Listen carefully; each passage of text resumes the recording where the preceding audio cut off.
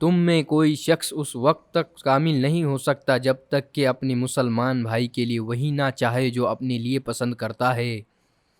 مسلمان وہ ہے جس کی زبان اور ہاتھ سے دوسرا مسلمان محفوظ رہے۔ مومن سراپا محبت و الفت ہے، اس شخص میں کوئی خیر نہیں جو کہ کسی کی الفت نہ رکھتا ہو اور نہ کوئی اس کی انسیت رکھتا ہو۔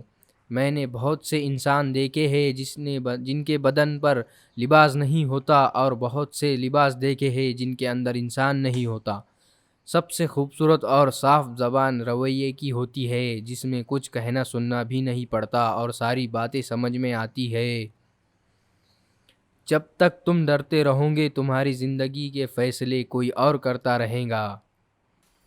حضرت ابو قتادہ فرماتے ہیں کہ میں نے رسول اللہ صلی اللہ علیہ وسلم کو یہ ارشاد فرماتے ہوئے سنا، جو شخص یہ چاہتا ہے کہ اللہ تعالیٰ اس کو قیامت کے دن کی تکلیفوں سے بچا لے، تو اس کو چاہیے کہ تنگ دست کو جس پر اس کا قرض اسے مہلت دے دے یا معاف کر دے۔